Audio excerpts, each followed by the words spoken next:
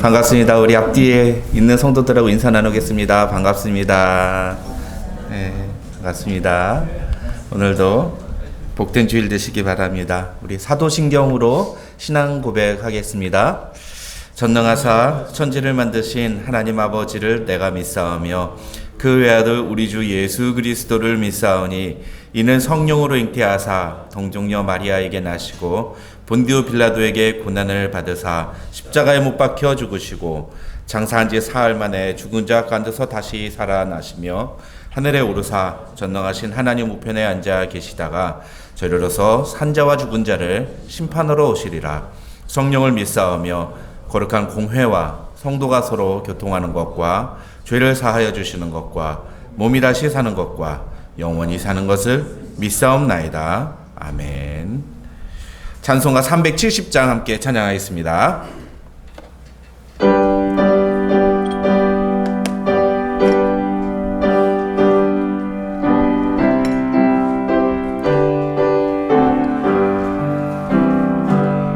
주원에 있는 나에게 난 근심이 있으랴. 십자가 밑에 나가 내 짐을 풀었네. 주님을 찬송하면서 할렐루야 할렐루야. 내 앞길 멀고 험해도 나 주님만 따라가리. 그 두려움이 변하여 내 기도 되었고 전날의 한숨 변하여 내 노래 되었네. 주님을 찬송하면서 할렐루야 할렐루야. 내 앞길 멀고 험해도 나 주님만 따라가리. 내 주는 자비하셔서 늘 함께 계시고 내 궁핍함을 아시고 늘 채워주시네.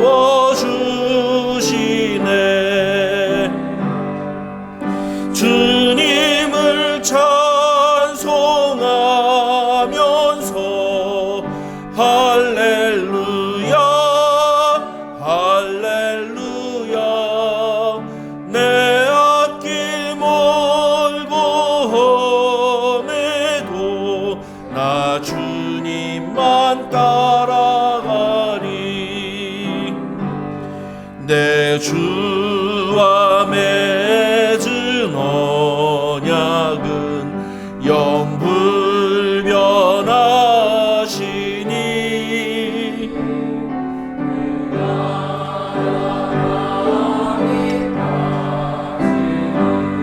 늘 보호하시네.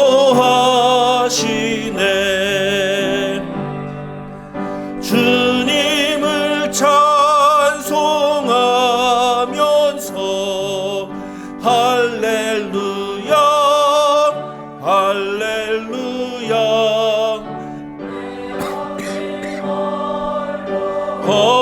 험해도 나 주님만 따라가리. 아멘. 아멘.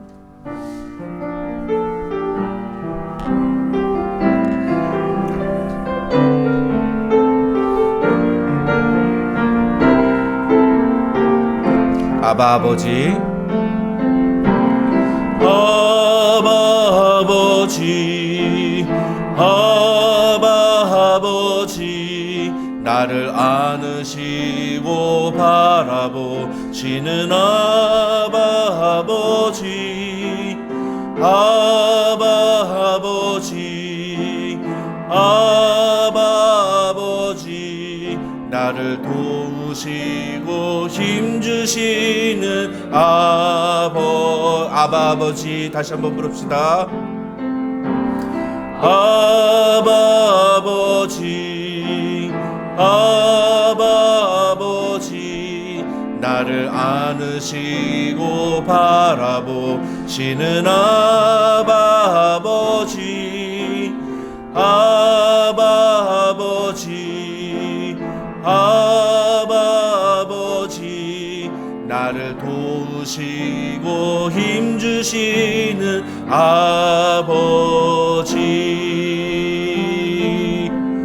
주는 내 마음을 고치시고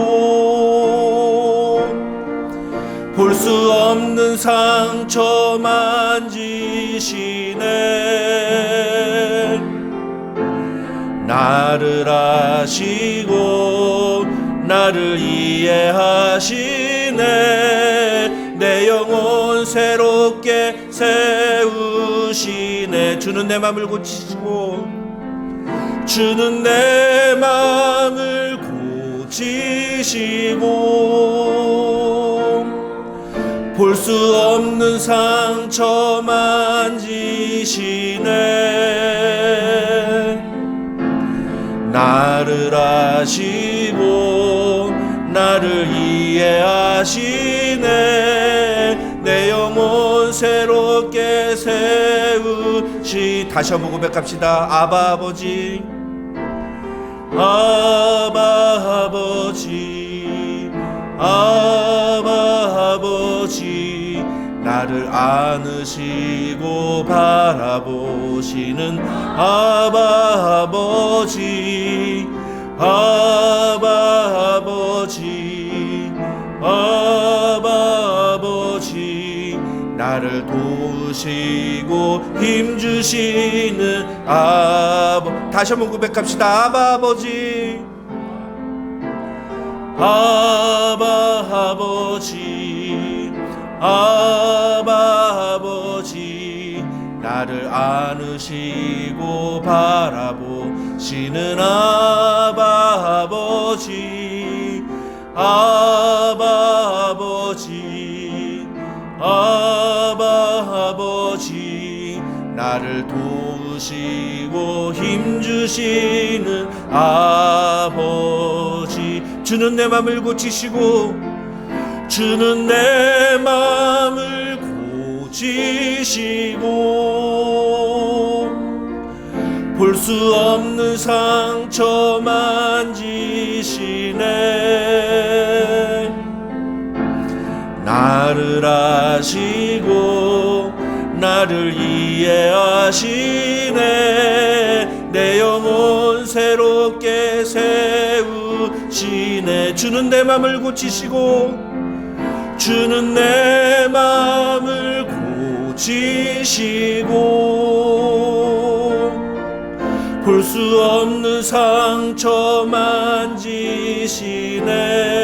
아멘 그렇습니다 나를 아시고 나를 이해하시네 내 영혼 새롭게 세우시네 우리 다시 한번 고백합시다 아바 아버지 아바 아버지 아바 아버지 나를 안으시고 바라보시는 아바 아버지 아바 아버지 아바 아버지 나를 도우시고 힘주시는 아버지 아바 아버지 아바 아버지 아바 아버지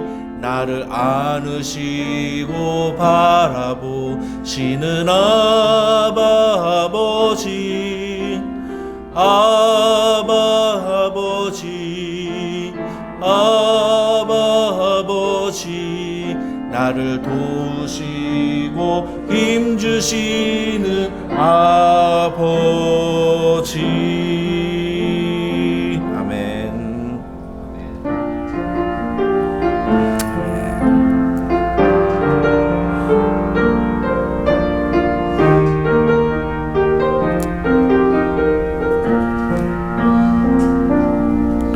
고달픈 삶의 은혜도 무뎌지고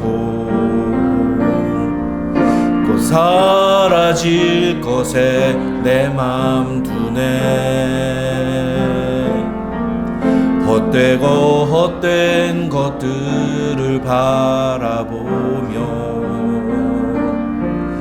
그 은혜를 놓치며 살았네.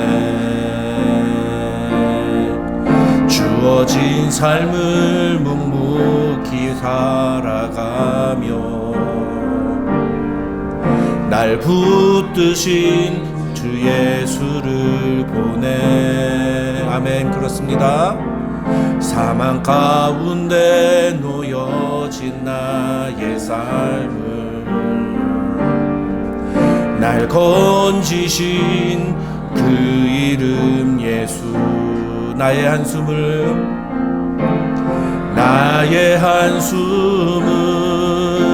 바꾸셨네.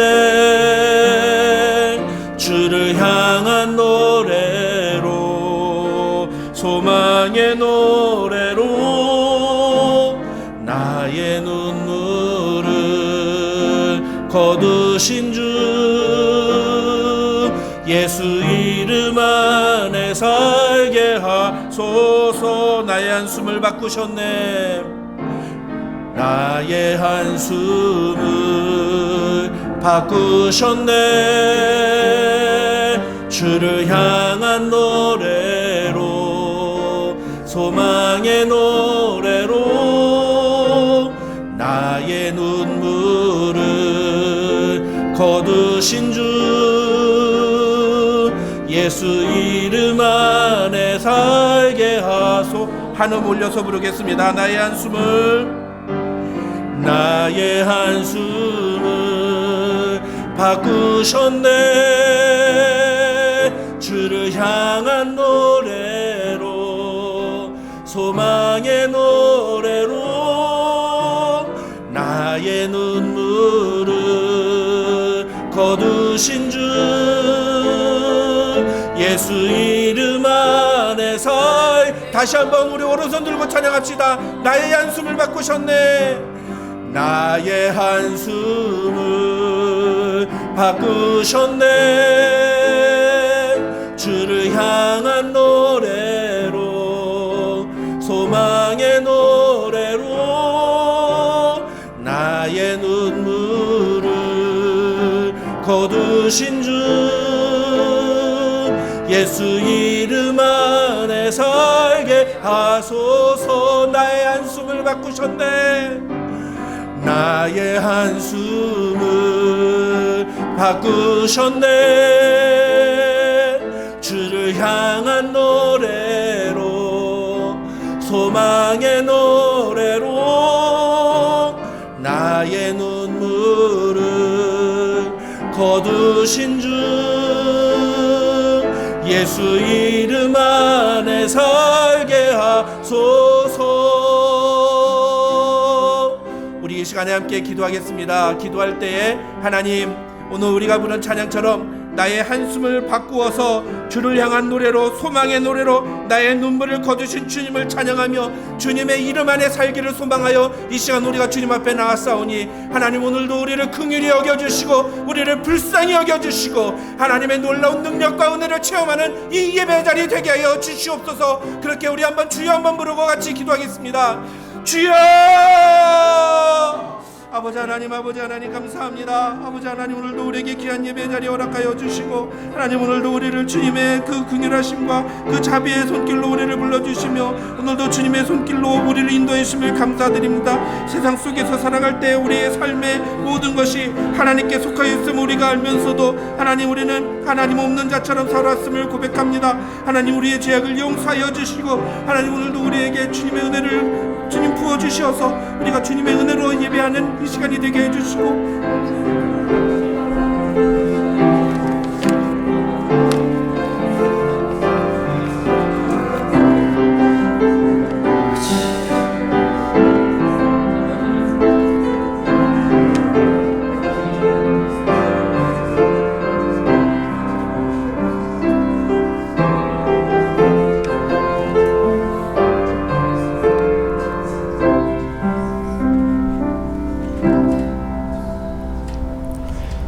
말씀으로 천지를 지으신 창조주 하나님께서 사람을 지으시고 동산에 두시며 흠족해 하시던 그때를 마음속에 그려보며 하나님께 감사와 찬송을 드립니다. 간교한 사탄의 괴계로 하나님의 말씀을 어겨 범죄한 우리 조상은 계속해서 죄인을 낳고 우리까지 이르렀습니다.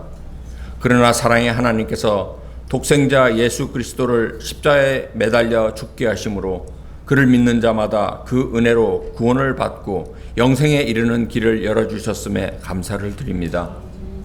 하나님 아버지, 죄에서 구원받은 하나님의 자녀된 주의 백성들이 오늘도 주의 날을 맞아 하나님 전에 모여 예배를 드립니다.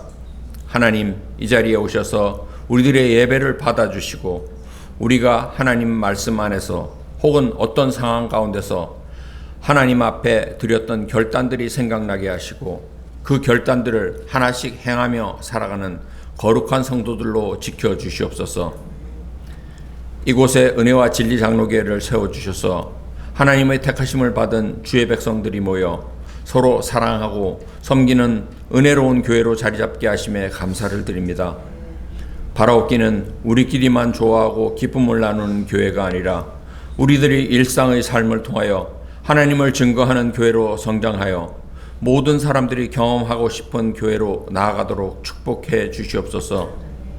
성령 하나님, 우리가 살아가는 가운데 아직 내 안에 남아있는 죄성으로 인하여 가까운 사람의 마음에 상처를 주는 경우가 있습니다. 그때마다 깨닫는 지혜와 돌이키는 용기를 허락해 주셔서 결코 사탄에게 이용당하지 않도록 지켜보아여 주시옵소서. 하나님 아버지, 오늘은 우리가 사는 이곳에서 어머니 날로 지내고 있습니다. 하나님께서도 계명에 내 부모를 공경하라 하셨으니 1년에 하루를 잡아 어머니 날로 지내는 것이 아니라 매일매일을 어머니를 생각하며 섬기는 날들로 인도해 주시옵소서.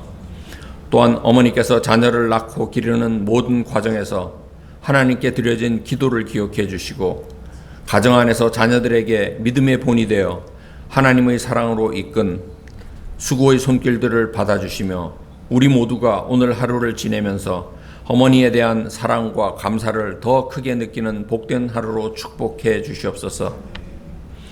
하나님 아버지, 지체 중에 병약한 자들을 치유해 주셔서 약한 몸으로 인하여 교회를 섬기고 하나님의 말씀을 행하는 일에 불편을 겪지 않도록 돌보아 주시고 고통으로 인하여 마음의 평안을 잃지 않도록 붙잡아 주시옵소서. 각 가정에 맡기신 하나님의 자녀들을 축복해 주시고 그들의 삶 가운데 함께 해 주셔서 세상에 살아가지만 세상의 풍조를 따르지 않고 하나님의 말씀으로 무장하여 중요한 판단을 해야 할 때 말씀과 기도 안에서 그 길을 정하는 지혜의 사람으로 붙잡아 주시옵소서. 지금 이 시간에도 세계 각지에서 복음을 전파하는 선교사님들과 함께 해주셔서 풍토병으로부터 보호해 주시고 이교도들의 위험으로부터와 각종 재난으로부터도 지켜주셔서 하나님의 복음이 땅끝까지 전파되는 사명을 충실히 감당할 수 있도록 붙들어 주시옵소서. 그리고 그들의 자녀를 지켜주셔서 부모님과 떨어져 있지만 하나님 아버지의 보호하심을 받으며 성도들의 중보기도로 그들을 자리에서 외롭지 않게 생활할 수 있도록 돌보아 주시옵소서. 이 시간 말씀을 선포하실 목사님께 힘을 더하여 주시고 듣는 우리들에게도 귀를 열어주셔서 하나님의 말씀이 하나도 땅에 떨어지지 않고 마음판에 새겨져 결단하고 살아가는 성도들로 인도해 주시옵소서. 바로 없기는 오늘 예배 가운데 하나님을 만나는 귀한 역사가 일어날 수 있기를 기대하며 우리 죄를 위하여 십자가에 못 박혀 죽으시고 부활하사 우리의 소망 되신 예수님 이름으로 기도드립니다.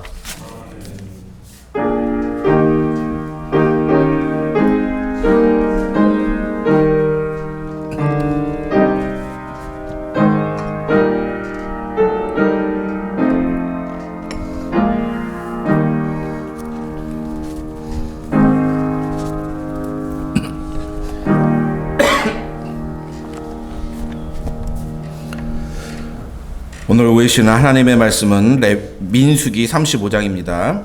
민수기 35장 1절부터 8절까지의 말씀 함께 읽겠습니다. 다 같이 읽겠습니다. 시작. 여호와께서 여리고 맞은편 요단강가 모압 평지에서 모세에게 말씀하여 이르시되 이스라엘 자손에게 명령하여 그들이 받은 기업에서 레위인에게 거주할 성읍들을 주게 하고 너희는 또 그 성읍들을 두르고 있는 초장을 레위인에게 주어서 성읍은 그들의 거처가 되게 하고 초장은 그들의 재산인 가축과 짐승들을 둘 곳이 되게 할 것이라. 너희가 레위인에게 줄 성읍들의 들은 성벽에서부터 밖으로 사방 1000규빗이라. 성을 중앙에 두고 성 밖 동쪽으로 2000규빗, 남쪽으로 2000규빗, 서쪽으로 2000규빗, 북쪽으로 2000규빗을 측량할지니 이는 그들의 성읍에 들이며 너희가 레위인에게 줄 성읍은 살인자들이 피하게 할 도피성으로 6성읍이요 그 외에 42성읍이라. 너희가 레위인에게 모두 48성읍을 주고 그 초장도 함께 주되 너희가 이스라엘 자손의 소유에서 레위인에게 너희가 성읍을 줄 때에 많이 받은 자에게서는 많이 떼어주고 적게 받은 자에게서는 적게 떼어줄 것이라. 각기 받은 기업을 따라서 그 성읍들을 레위인에게 줄지니라. 아멘. 아멘. 우리 함께 읽은 성경 말씀 가지고 바꾸시는 하나님이라는 제목으로 하나님의 말씀 살펴보겠습니다.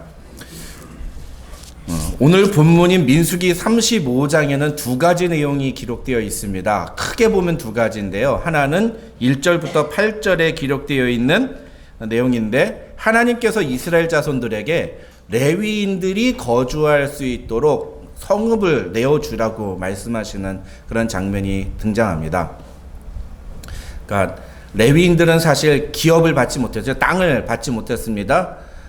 그래서 어디 살아야 될지가 정확하지 않았는데 하나님께서 이스라엘 12지파 자손들에게 이 레위인들이 살 수 있는 성들을 내주라 명령하시는 거죠. 성뿐만 아니라 그 성을 중심으로 해서 일정한 반경의 들까지도 레위인들의 소유로 넘겨주라 그렇게 말씀하십니다.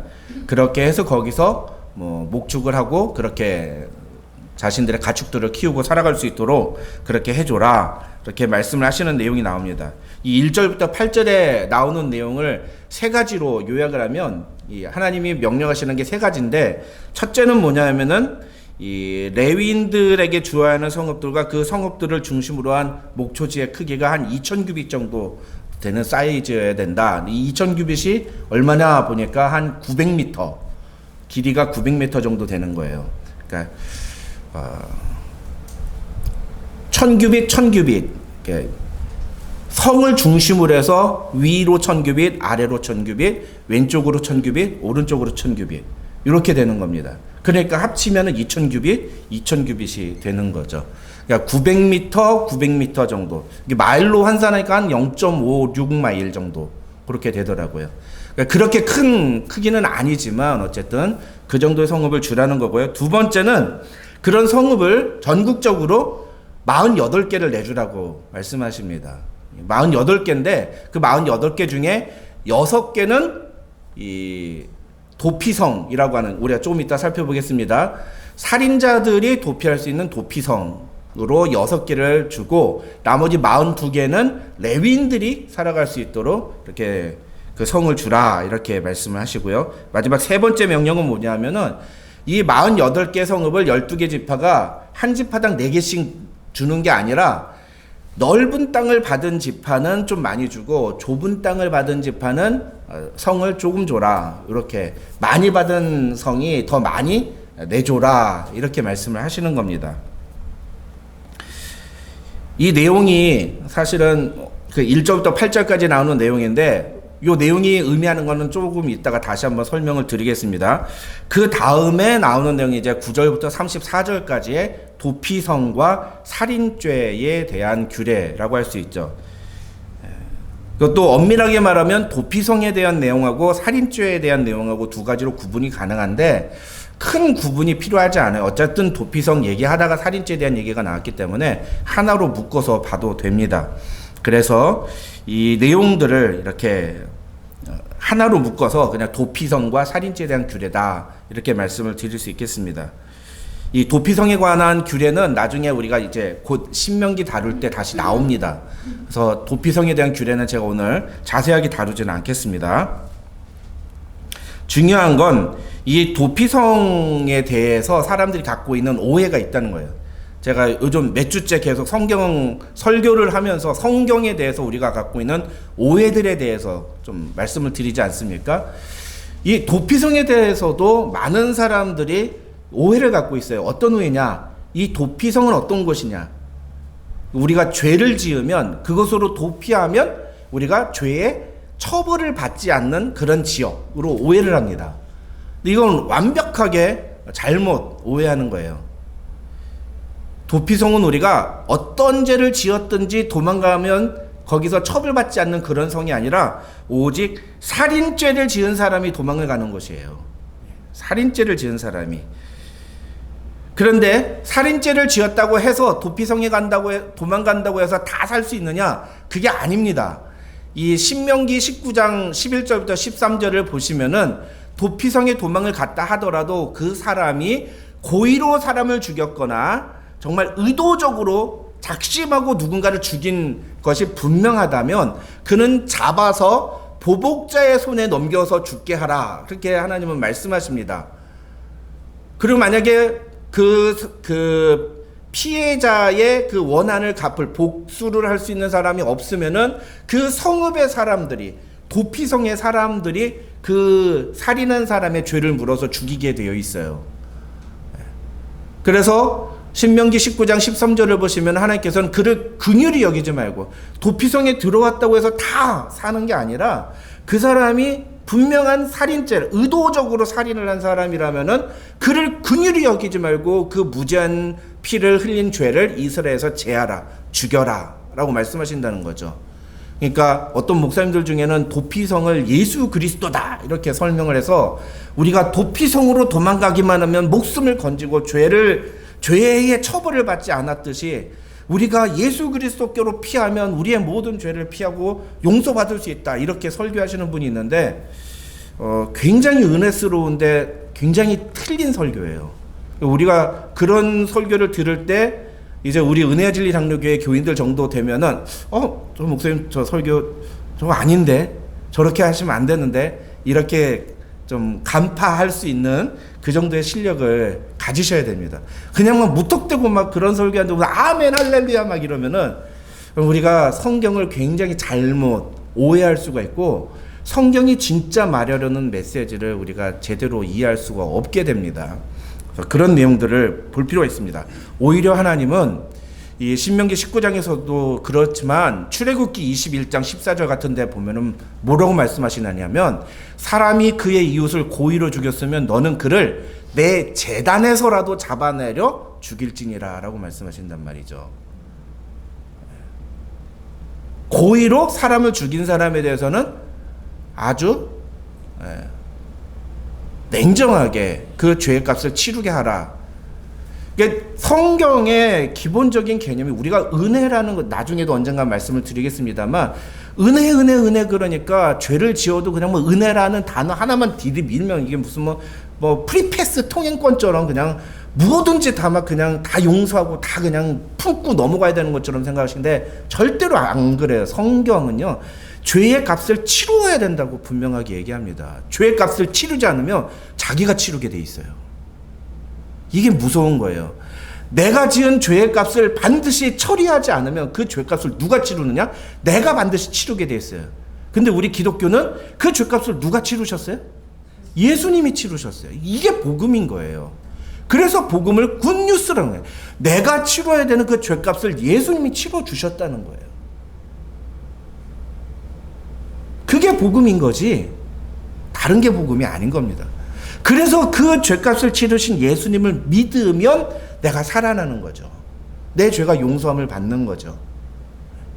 그런데 예수도 믿지도 않고 자신의 죄가 무엇인지도 깨닫지도 못하면서 무조건 은혜에만 들이밀고 뭐 예수 믿으면 뭐 용서 뭐 십자가 용서 이렇게 하면서 막 이렇게 들이밀면 그럼 다 용서받느냐? 아니라는 거예요. 절대 그렇지 않습니다, 여러분.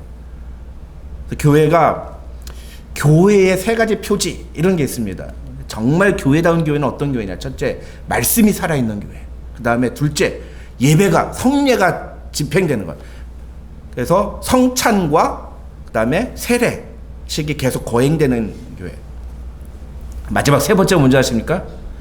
권징, 치리가 있는 교회예요. 죄 지은 사람에 대해서 교회가 바르게 치리할 수 있는 교회가 건강한 교회다. 이렇게 얘기를 한단 말이죠. 도피성 얘기를 하면서 많은 분들이 오해를 하고 막 착각하고 막 함부로 막 성경을 그냥 대충 그냥 넘겨주면 우리가 예수님께로 가면 예수님이 우리를 한없이 품어주시고 안아주셔서 우리의 모든 죄를 다 용서해 주시는 것처럼 도피성에 들어가면 그렇게 우리가 다 살아날 수 있다. 우리가 죄를 다 용서받을 수 있다. No way! 아니요, 여러분. 도피성은 철저히 살인죄에 해당되는 거예요. 살인죄. 살인죄를 저지른 사람이 도망가는 장소가 도피성인 거예요. 그게 이제 11절과 12절에 보십시오. 뭐라고 되어 있습니까? 부지 중에 살인한 자가 그리로 피하게 하라. 부지 중에 살인한 자가 그리로 피하게 하라. 그리고 그 뒤에 뭐라고 합니까? 그 살인자가 회중 앞에 서서 판결을 받기까지 죽지 않게 하기 위해서. 그 살인한 자. 왜 이런 게 필요하죠? 모든 살인죄가 아니에요. 고의로 살인한 사람은 그 즉시 그 사람을 복수하는 사람에게 넘겨줄 수 있어요. 아니면 그 도피성 성읍 사람들이 그 사람을 처단할 수 있어요. 그런데 어떤 사람? 부지 중에 살인한 사람. 부지 중이라는 게 뭐죠? 고의가 없이 실수로. 어떤 경우가 그럴까요? 정당방위. 뭐 그거 좋은 케이스죠. 정당방위. 그 다음에 과실치사. 또 뭐요? 전문용어 막 나오니까 좋네요. 교통사고. 그렇죠. 교통사고도 의도적으로 친 거 아니고 그렇죠. 교통사고. 근데 이제 그러면 이제 그 당시로 가볼까요? 그 당시에는 이게 부지 중에 중요한 거 뭐가 있을까요? 어떤 게 있을까요? 모르고 사람이 한번 심심해서 이렇게 돌을 던지면서 들판에서 돌을 던지고 놀았는데 멀리 던지기 한번 해보자고 해서 돌 던지고 확 던졌는데 그 돌이 누가 맞아서 죽었어. 이런 경우. 그리고 막 둘이서 양치 뜨고 막 가다가 산을 가는데 어떻게 잘못해서 등도 하다가 이렇게 확 밀어가지고서 사람이 떼굴떼굴떼굴 굴러가지고 낭떠러리에 떨어져 죽었어. 이런 게 부지 중에 살인한 거예요. 부지 중에. 근데 문제는 뭐냐면요. 이 도피성의 개념을 이해하는데 가장 중요한 단어는 뭐냐면은 저 11절과 12절에서 복수할 자라는 단어예요. 저 복수할 자. 이 도피성이 왜 필요한가? 당시에는 누가 누군가의 생명을 빼앗아가는, 즉 살인이 일어나게 되면 그 살인에 대한 정당한 복수가 허용이 됐기 때문이에요. 그게 당시의 사회의 문화였어요. 가장 대표적으로 여러분 하무라비 법전 다 세계사 시간에 배우셨죠? 여기 보면 동태복수법, 단어도 어려워요. Law of Retaliation. 발음 나쁘다고 해도 여러분 우리 다음 세대가 없어서 오늘 얼마나 감사한지. 복수가 허용되는 법이란 말이에요. 그래서 우리 잘 아는 눈에는 눈, 이에는 이로 갚으라. 이게 당시에 고대 근동 지역에 있었던 법인데 이게 하무라비 법전에만 나오느냐? 아니에요. 성경에도 나와요. 성경에도. 어디에요?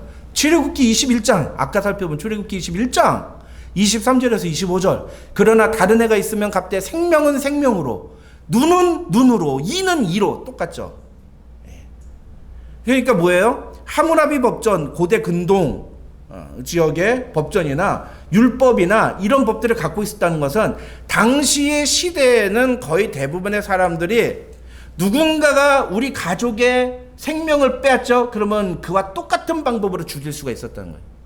그래서 누가 돌을 던졌는데 실수로 맞아서 우리 형님이 죽었어. 그럼 동생이 가가지고 너도 돌로 맞아 죽어봐. 그러면 돌 던져 죽일 수가 있었다는 거예요. 근데 문제는 뭐예요? 그렇게 하다 보면은 복수가 복수를 낳고 복수가 복수를 낳고, 예.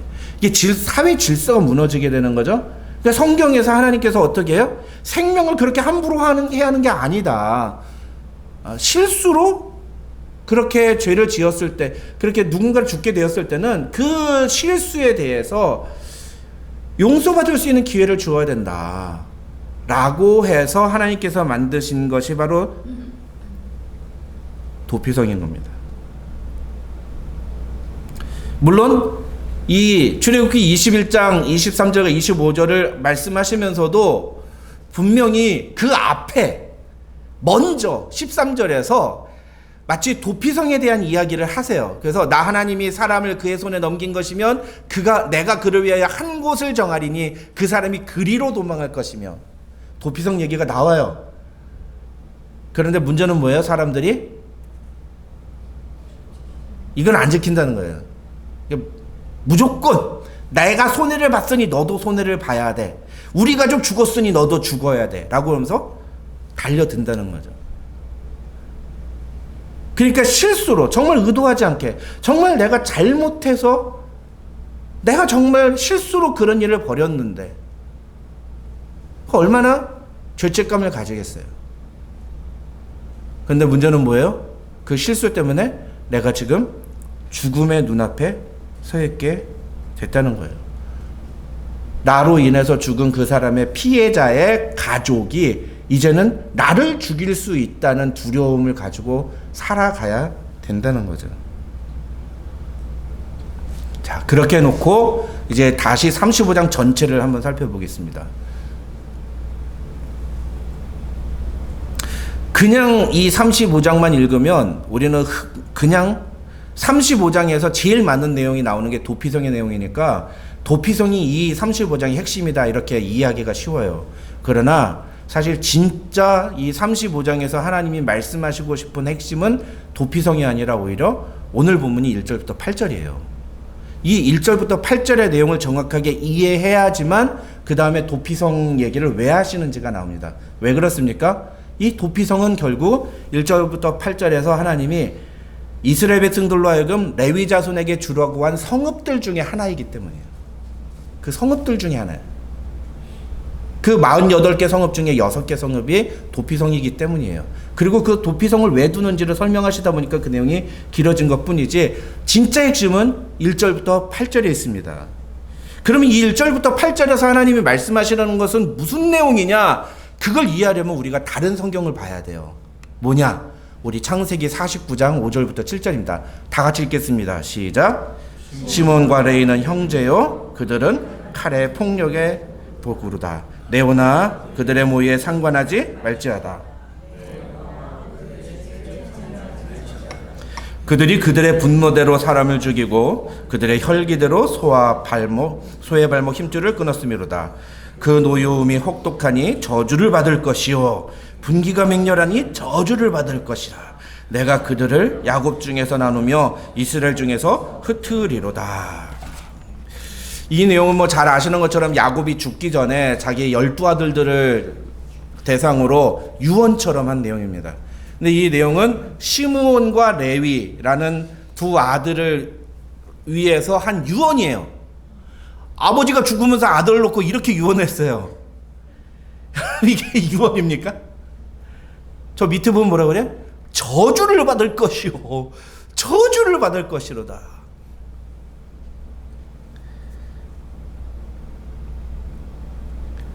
여러분, 이 야곱이 왜 시므온과 레위한테 이런 무서운 저주를 하죠? 잘 아시는 내용이죠. 창세기 34장에 나오는 디나 사건, 그 딸 디나 사건 때문이죠. 디나가 세겜에게 강간을 당하죠. 그러자 디나의 오빠인 시므온과 레위가 가가지고서는 이 할례 받아서 꼼짝 못하는 세겜성의 모든 남자들을 다 죽여버리는, 그일로 인해서 야곱이 큰 어려움을 겪게 되죠. 그 살인행위 때문에 야곱이 죽으면서 시므온과 레위한테 저주하는 거예요. 그들의 칼은 폭력의 도구로다. 그렇게 얘기하는 거예요. 그들의 칼은 폭력의 도구다. 그러면서 뭐라고 해요? 시므온과 레위는 그들의 분노대로 사람을 죽이고 그들의 혈기대로 소의 발목 힘줄을 끊었기 때문에 저주를 받을 것이라. 그러면서 뭐라 합니까? 내가 그들을 야곱 중에서 나누며 이스라엘 중에서 흩트리로다. 그래서 오늘 본문은 어떤 의미가 있습니까? 모든 이스라엘 백성들이 다 12지파가 다 가나안 땅에서 자기들의 거주할 땅을 분배를 받아서 사는데 레위 지파만 땅 분배를 받지 못하고 이스라엘 12지파로 흩어져서 살게 되는, 이 창세기 49장의 야곱의 유언이 그대로 성취되는 것을 보여주는 장면이 오늘 본문 민수기 35장의 내용이라고 할 수가 있습니다. 그런데 이 내용에 대해서 반대하는 학자들이 있어요. 왜냐하면 여기 보면 분명히 레위만 그런 게 아니라 시므온도 그러지 않았느냐. 그리고 시므온과 레위는 흩어져서 살게 하겠다라고 하지 않았냐. 그런데 시므온은 어떻습니까? 시므온은 흩어져서 살지 않아요. 시므온은 유다 지파 밑쪽에 브엘세바라는 지역을 중심으로 해서 거기에 모여서 삽니다. 그러니까 시므온은 흩어지지 않고 자기들끼리 뭉쳐 살아요. 그러니까 똑같은 저주가 시므온과 레위에게 임했는데 왜 시므온은 흩어지지 않고 레위는 흩어졌느냐. 오늘 그 민수기 35장을 이 창세기 49장하고 연결시키는 건 옳은 게 아니다, 이렇게 보는 학자도 있습니다. 하지만 대부분의 학자들은 그럼에도 불구하고 이 민수기 35장의 내용은 창세기 49장의 저주가 그대로 실현이 된 것이다 라고 이해를 합니다. 그런데 중요한 건요, 자 이제 본문 2절과 3절로 돌아가 보겠습니다. 이 2절과 3절은 하나님께서 명령하신 거거든요. 모세를 통해서 이스라엘 백성들에게 명령하신 거거든요. 한번 다 같이 읽어보겠습니다. 2절과 3절 시작. 이스라엘 자손에게 명령하여 그들이 받은 기업에서 레위인에게 거주할 성읍들을 주게 하고 너희는 또 그 성읍들을 두르고 있는 초장을 레위인에게 주어서 성읍은 그들의 거처가 되게 하고 초장은 그들의 재산인 가축과 짐승들을 둘 곳이 되게 하라. 여러분, 이 말은 저주입니까? 지금 하나님이 뭐라고 하시는 거예요? 이스라엘 백성들한테 야, 너희가 갖고 있는 성읍들 중에 일부를 빼서 레위인 사람들이 살도록 좀 해줘라. 그게 저주입니까? 레위인들을 위해서 살아갈 성읍을 내줄 뿐만 아니라 그 사람들이 갖고 있는 그 짐승들, 가축들을 기를 수 있도록 들판도 내줘라. 그게 저주예요?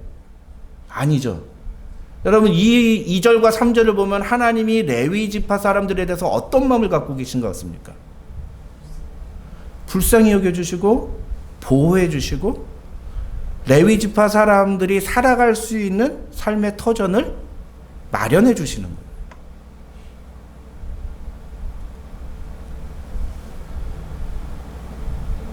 무슨 얘기입니까? 야곱은 레위의 자손들이 흩어져서 살아갈 것이라고 저주했어요. 그리고 그 야곱의 저주는 실제로 민수기 35장에서 그대로 실현이 됩니다. 그런데 하나님은 그것이 실현이 되지만 그것이 그들에게 저주가 아니라 오히려 축복이 되게 바꾸시는 거예요. 그래, 너희들의 그 잘못 때문에 흩어져서 살 수밖에 없어. 하지만 흩어져서 살아가는 너희를 내가 책임지겠다. 이스라엘 백성들아, 너희가 이 레위 사람들 살아갈 수 있는 집을 내줘라. 그리고 가축들 키울 수 있는 들판을 내줘라.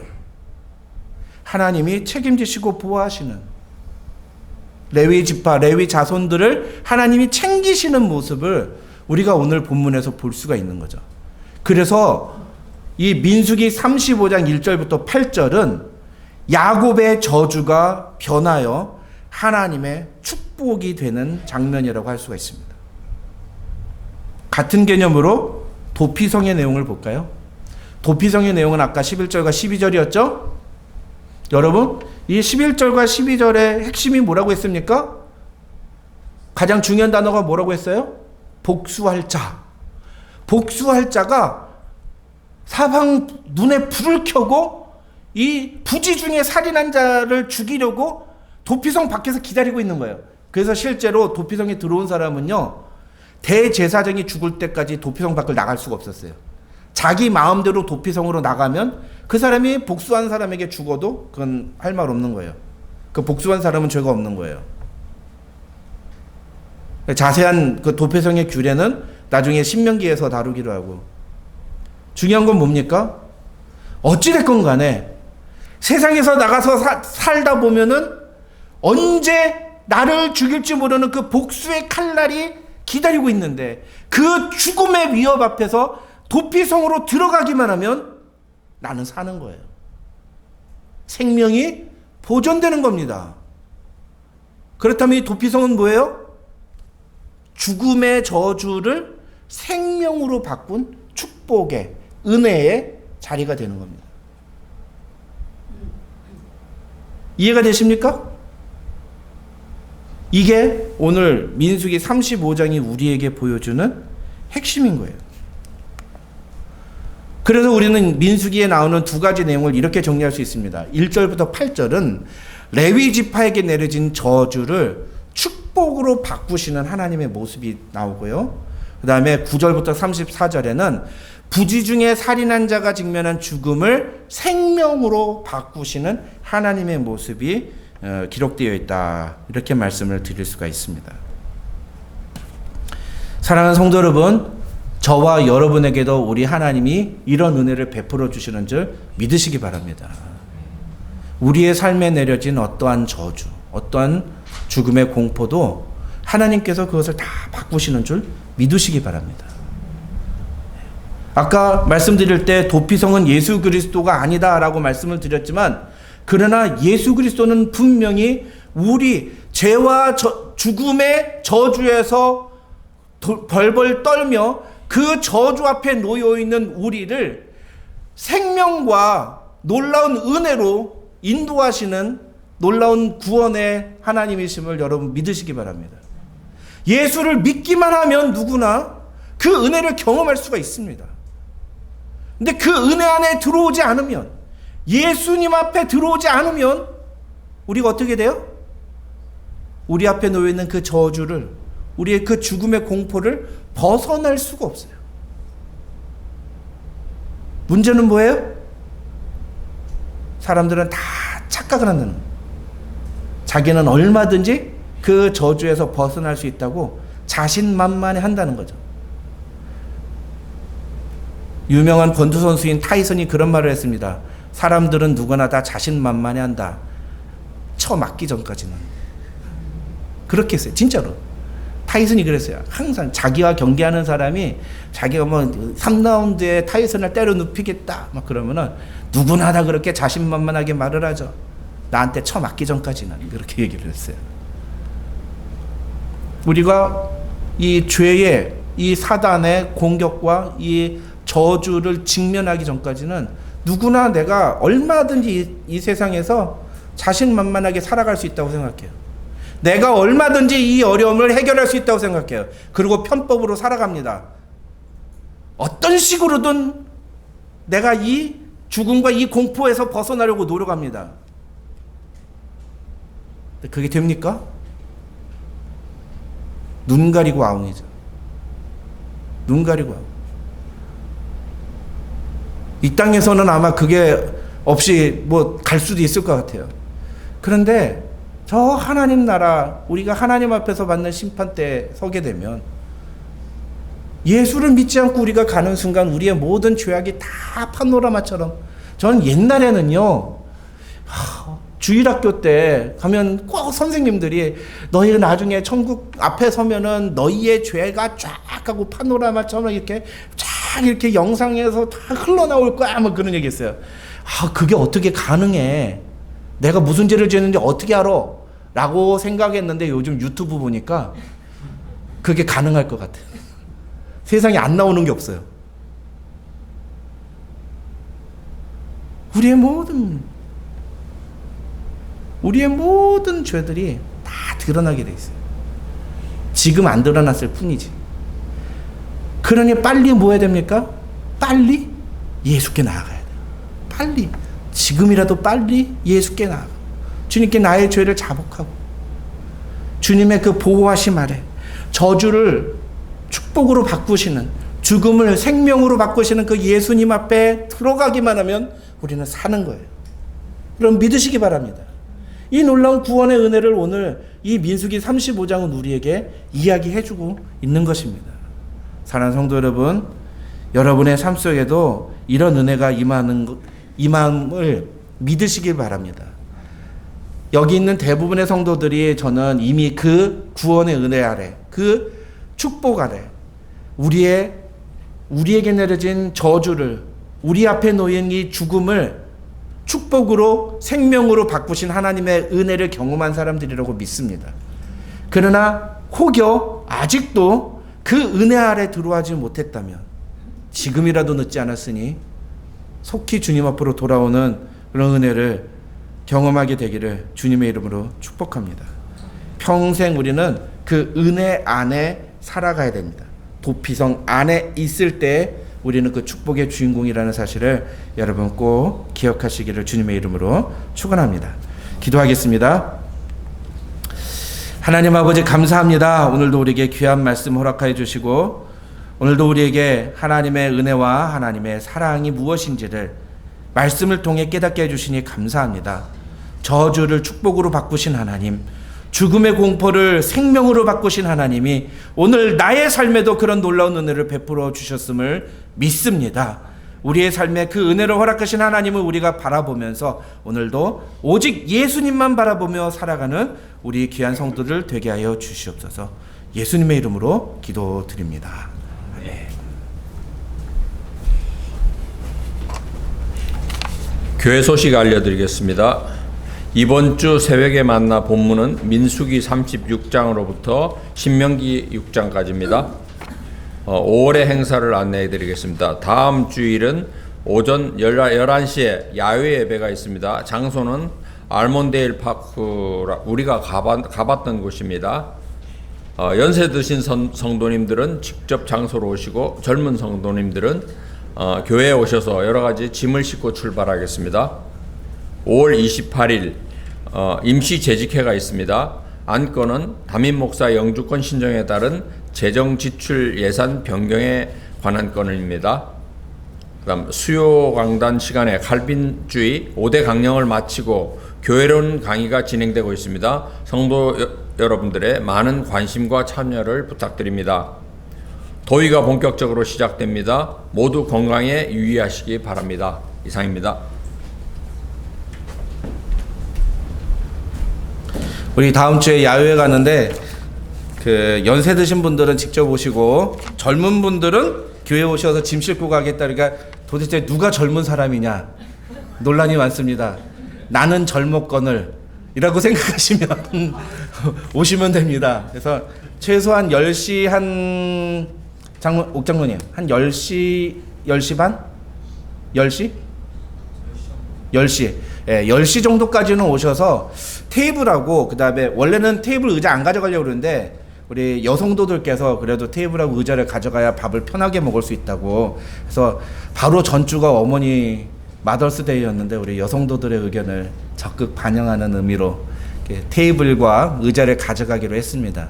그래서 젊다 생각되시는 우리 남자 성도들께서는 좀 오셔서 이 짐들을 같이 가지고 나눠서 같이 가져갈 수 있었으면 좋겠습니다. 질문 있으세요? 네, 이거 연세 드신 분 중에서 장소가 어딘지를 약도를 모르시는 분이 있어요. 제가 알기로는. 아, 그래요? 그래서 이것을 약도를 좀 주고 대책을 당부해야지. 네, 카톡으로 지도를 보내드릴게요. 저희 우리 전교인 카톡으로. 그럼 되겠죠? 네. 자, 그러면 우리 다 같이 일어나셔서 나의 한숨을 바꾸셨네 함께 찬양하겠습니다.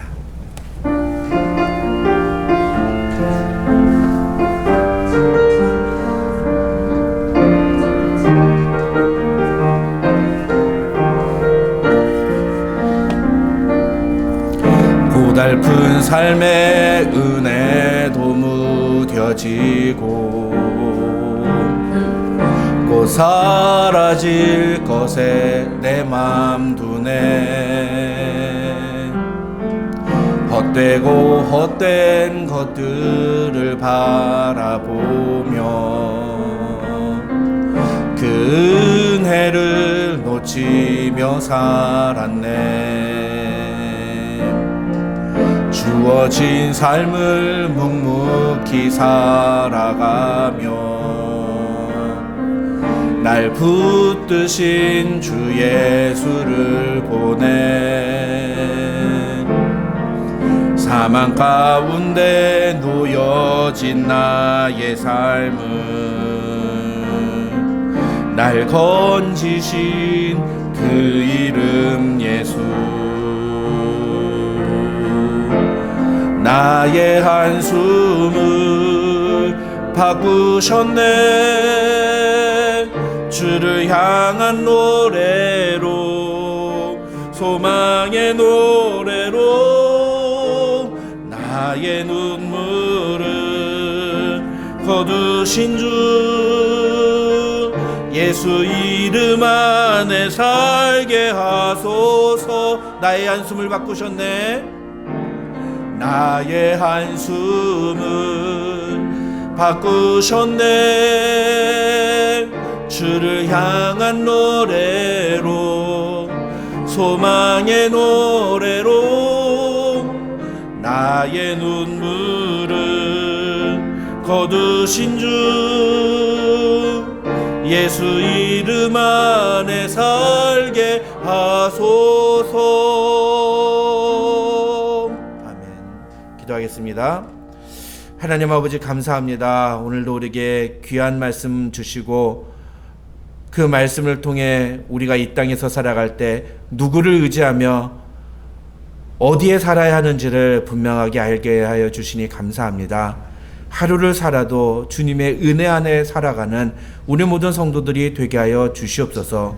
내 힘으로 내 능력으로 세상의 문제들 헤쳐보겠노라고 버둥기며 살아가는 것이 아니라, 그래서 인생 마지막 마감하는 순간에 너무나 허무하다고 절망하는 것이 아니라, 하루를 살아도 나를 사랑하시며 나를 축복하시며 나에게 생명을 허락하신 예수 그리스도를 바라보며 살아가는 우리 인생들 될 때에 하나님, 우리의 삶 속에 하나님이 허락하시는 그 놀라운 축복과 은혜가 충만할 줄 믿습니다. 그 충만한 은혜를 날마다 경험하며 살아가는 우리 성도들 되게 하여 주시고, 오늘도 그런 믿음과 소망 가지고 주님 앞에 나오며 예물 드렸사오니 이 예물 기쁘게 받아 주시사 하나님의 나라를 위해 기묘하게 사용하여 주시옵소서. 재정적으로 어려움 속에 있는 지체들이 있습니까? 하나님, 그 삶을 헤아려 주시고 긍휼히 여겨 주셔서 하나님께서 그 문제를 해결해 주시는 놀라운 능력을 경험하는 성도 될 수 있도록 하나님 축복하여 주시옵소서.